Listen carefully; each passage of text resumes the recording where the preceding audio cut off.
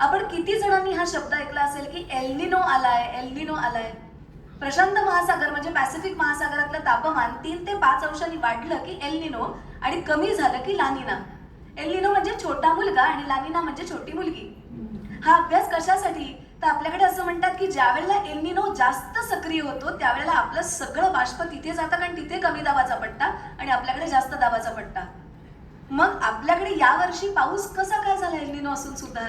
तर तेच हवामान तज्ज्ञ बोलता बोलता असं म्हणाले, अगं कदाचित डिफेन्स मेकॅनिझम माणसापेक्षा जास्त चांगलं निसर्गाला कळतं. त्याच्यातूनच आपल्याकडे आपल्या बंगालच्या उपसागरामध्ये कमी दाबाचा पट्टा निर्माण झाला, हिंदी महासागरात पॉझिटिव्ह आयोडी निर्माण झालं, याचा परिणाम अरबी समुद्रावर झाला आणि आपल्याला पाऊस मिळाला. तलाव कोरडी राहतील असं वाटत असताना 41% तलाव भरलं. हे फार महत्वाचं असतं.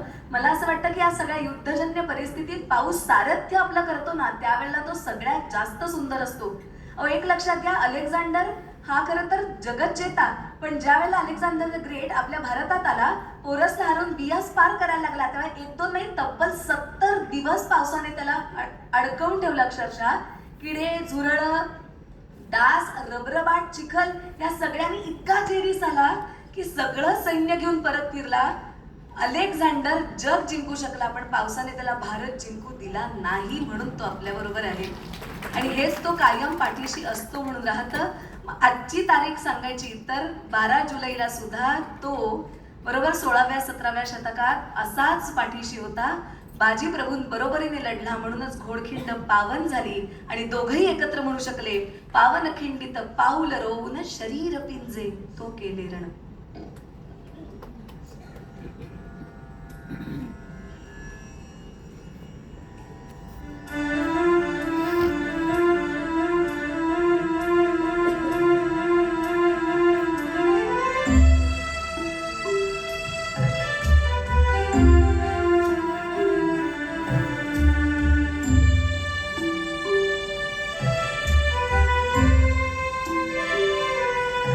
सरळा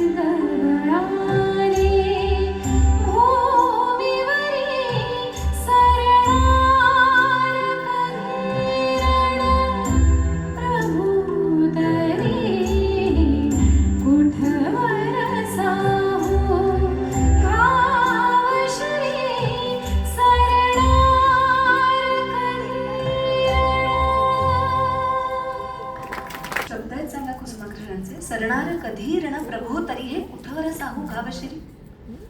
सांगा, पाऊस आपली अशी अवस्था करत नाही? एक लक्षात घ्या, पाऊस जेव्हा आपल्याला जिंकवण्याच्या भूमिकेत असतो ना, तेव्हा तो खरोखरच सुसह्य आणि आल्हाददायक असतो. पण जेव्हा तो माणसाला हरवण्याच्या भूमिकेत जातो तेव्हा तो नेस्तनाबूत करतो. लक्षात घ्या.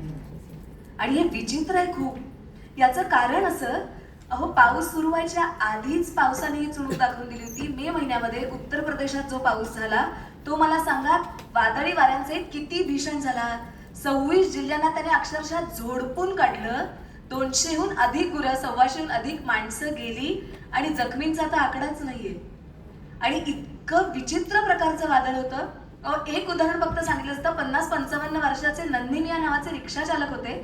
त्यांना रिक्षा पुढे नेता येईना म्हणून एका आडोशाला उभे राहिले आणि तिथल्या पत्र्याला एक दोरी लावलेली होती. ती घट्ट दोरी धरून उभे राहिले की आपण सांभाळू शकू. पण त्या वाऱ्याचा वेग इतका तुफान होता की त्याने त्या पत्र्यासकट, दोरीसकट माणसालाही 50 फूट वर उडवला, म्हणजे 5 मजल्याच्या वर. आणि ते दादा भिरकावले गेले शेतात. त्यांच्या पाठीला लागलं, डोक्याला लागलं, हातापायाची हाडं मोडली. अजूनही उपचार चालू आहेत. एक लक्षात घ्या, मला नेहमी असं वाटतं की माणूस नेहमीच निसर्गाला कनिष्ठ समजतो, पण ज्याला निसर्ग वरचढ होतं ना त्याला माणूस टिकू शकत नाही. मी नेहमी असं म्हणते की रणातला पाऊस परवडतो, मरणाचा पाऊस परवडत नाही. आता 4 दिवसाच्या पावसात सुद्धा मृत्युमुखी झालेच ना काही जण. होर्डिंग्स पडून असेल, मॅनहोल मध्ये जाऊन असेल. का अशा पद्धतीने वागतो आपण? एक लक्षात घ्या, आपण पटकन दोष कोणाला देतो? प्रशासनाला. पहिलं शासन आपल्याला केलं पाहिजे. आता न्यायालयाने निकाल दिलाय की नाही की पहिले जबाबदार आपण सुजाण नागरिक आहोत की नाही? मग जर याचा विचार करायचा असेल तर पावसाकडनं एवढं तरी घेऊया ना की बाबा रे, तुझ्यासारखं शहाणपण आम्हाला थोडं दे ना. जसं तू आम्हाला देणार आहेस तसं तुला थोडं कृतज्ञतेने आम्हाला देता येऊ दे. आणि हे जर देता आलं नाही तर पुढचं गाणं खरं तर विरहाचं आहे, पण इतका टोकाचा विरह तो आपल्यासमोर आणून उभा करू शकतो की येणाऱ्या सरीला शेवटी आपल्याला म्हणावं लागेल की तू गेलीस तोडून ती माण सर्व दागे, फडफडणे पंखाचे शुभ्र उरे मागे. वाव.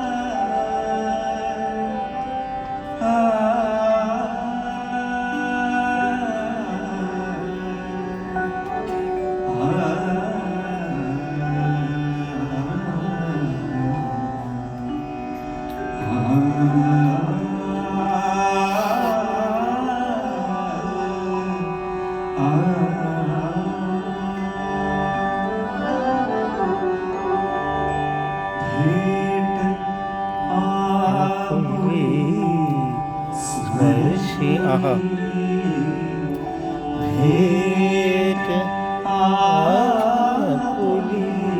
स्मरशी काय डोम मनात बगळ्यांची माळ फुले अजुनी अंबरात बगळ्यांची माळ फुले अजुनी अंबरात बगळ्यांची माळ फुले अजुनी भेट आपुली स्मरशी भेट आपुली स्मरशी काय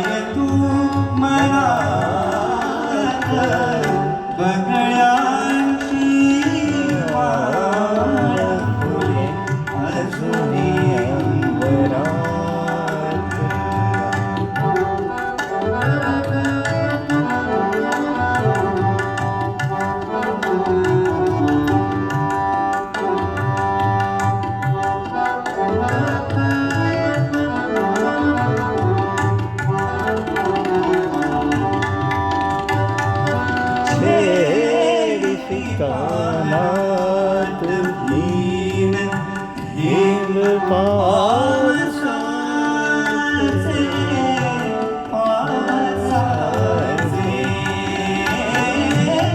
छेडती पारात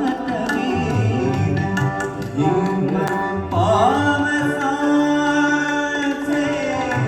ओल्या रातले ऊन अभ्रकाचे ओल्या रात फुले ऊन अभ्रकाचे मन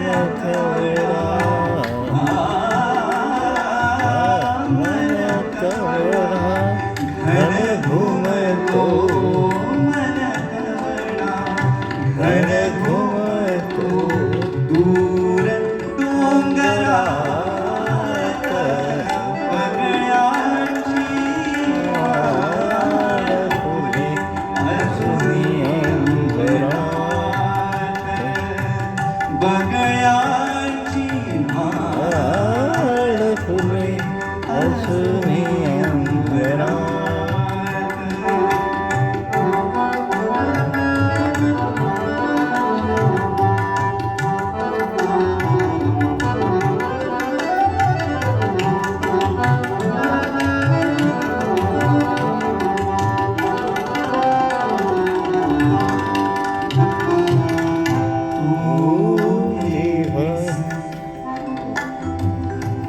तू गेलीस ओढून तू गेलीस ओढून तू गेलीस ओढून मार सर्वहाये तू गेलीस ओढून तू गेलीस ओढून माळ सर्वहाये फडफडणे पंखाचे फडफडणे पंखाचे शुभ्रवरे मागे शुभ्रवरे मागे सलतेती तडफडका सलतेती तडफडका कधी तुझ्या फुलांची माळ फुले अजूनी अंबरात बगळ्याची माळ फुले अजूनी अंबरात आपुली स्पर्शी आपुली स्पर्शी आय तू मनात बगळ्याची माळ फुले अजूनी अंबरात बगळ्याची माळ फुले अजूनी अंबरात अजूनी